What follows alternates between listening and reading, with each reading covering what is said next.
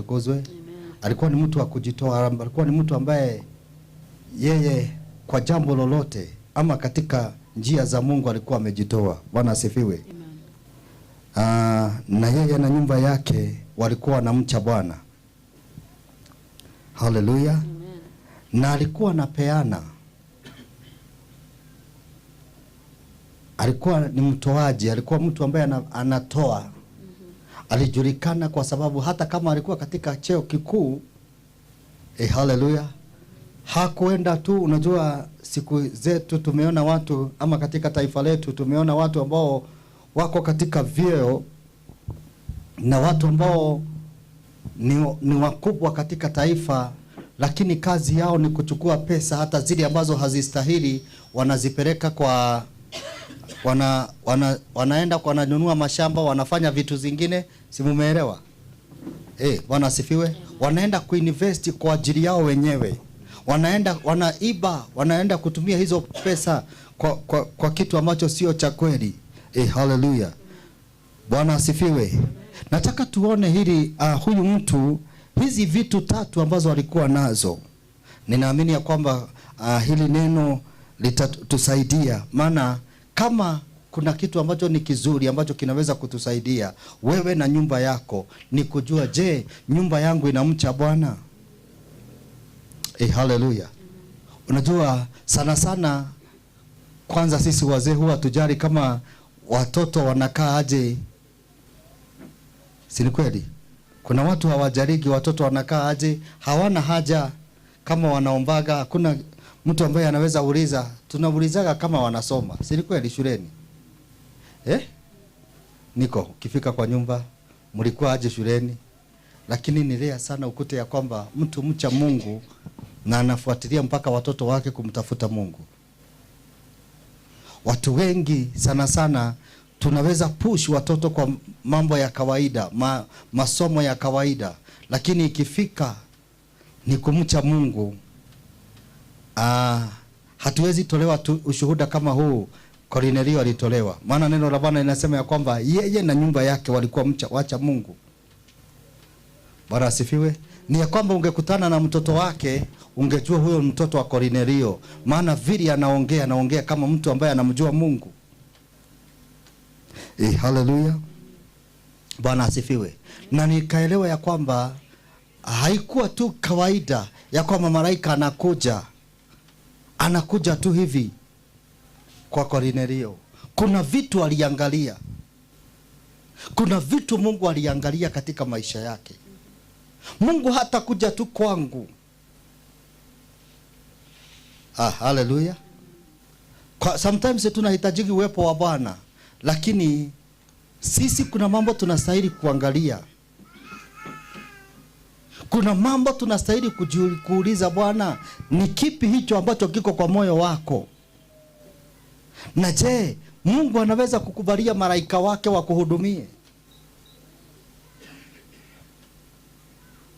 Haleluya. Kama Kornelio, Mungu anaweza kubalia Roho wake Mtakatifu wa kushauri kwa jambo lolote, kwa sababu kitu cha kwanza, wewe unamcha Mungu, umejitoa kwa Mungu, you are devoted to Bwana atukuzwe. You fear God, unamcha Bwana.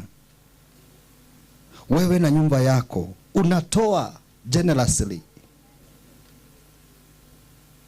Hallelujah. Una imagine sometimes watu waoni kama kutoa kuna dhamana mbele za Bwana,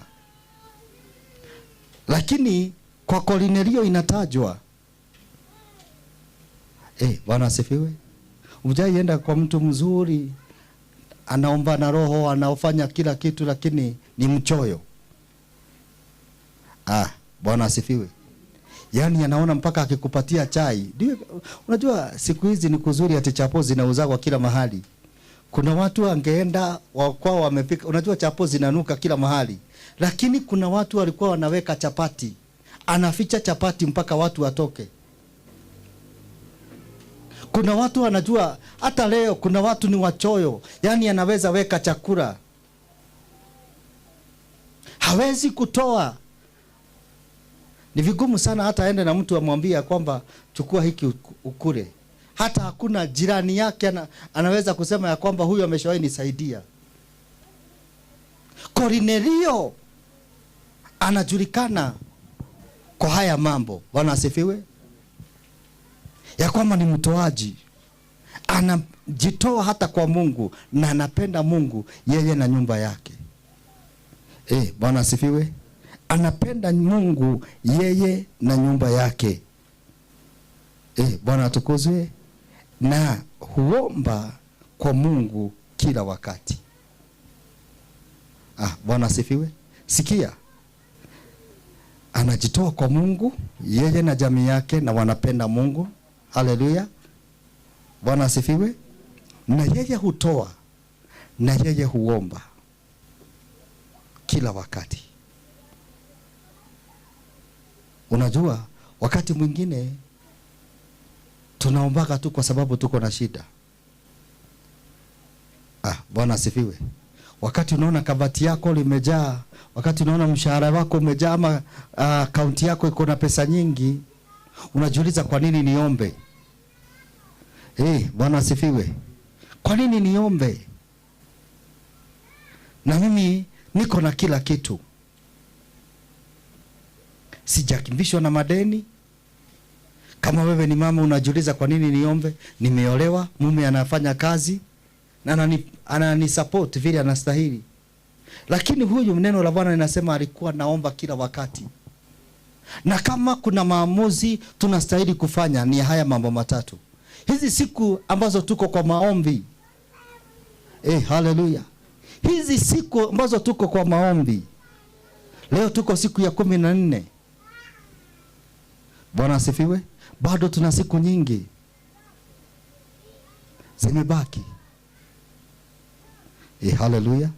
Bado tuko na siku nyingi 26 zimebaki. Hivyo ningeomba ya kwamba haya mambo matatu yaonekane kwako. Ni kweli pengine huonekanagi au uombagi na jamii yako. Ni kweli huwa uinsist kuomba na jamii yako. Si hii siku za maombi kuzalike hili jambo katika jina la Yesu Kristo. Ya kwamba wewe na nyumba yako na watu wanaweza kusema na kuna kitu kimeonekana kwa nyumba yangu yako. Bwana atukuzwe. Kwa sababu tumemcha Bwana na tunampenda Bwana na tunaomba sasa na pamoja na jamii zetu. Wazee tukuache kuwa busy sana. Wazee tuache kukosekana ya kwamba unaingiaga kwa nyumba watoto wakiwa wamelala. Haleluya. Bwana asifiwe. Ninaomba ya kwamba tunaweza kufanya maamuzi ya kwamba hata kama siku zingine tunakaaga na TV mpaka saa 6 na usiku, tunaweza kupunguza. Tunaweza kusema ya kwamba kuanzia leo tunapoendelea na maombi haya ya 40 days. Bwana asifiwe. Tutakuwa tukizima TV, tunaomba pamoja. Bwana asifiwe. Hata kama ni 30 minutes. Na unaambia jamii yako endeni mkalale. Unamuita Mungu hata kama mnasoma neno moja tu. Bwana asifiwe. Ni maamuzi ya kwamba tutafanya haya mambo Kornelio alikuwa anayafanya. Bwana asifiwe. Tunaweza kusema tunaomba 40, lakini ukute hakuna kitu maisha yako kitabadilika. Bwana asifiwe. Hakuna kitu katika maisha yako kinabadilika. Wewe uko sawa.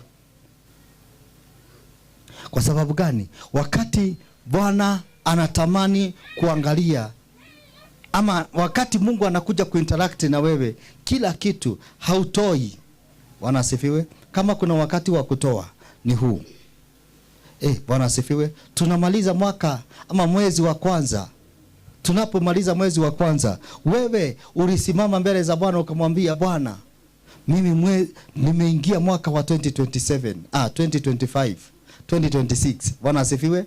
Nimeingia mwaka wa 2026. Na huu mwaka wa 2026 ninatamani kile ambacho utanibariki nacho. Haleluya. Ya kwamba ninaweka msingi. Mungu alikuwa anaitisha malibuko. Si ni kweli? First fruit. Hata waleo Mungu alikuwa anasema kila kitu cha kwanza ni changu. Bwana asifiwe. Na wale hawakuwa, walikuwa naambiwa waende wakachune zile mboga barabarani wapelekee. Yani haukuwa na chochote, lakini kwa Mungu lazima uwe na fast fruit. Ya kwamba unaweza enda barabarani uchune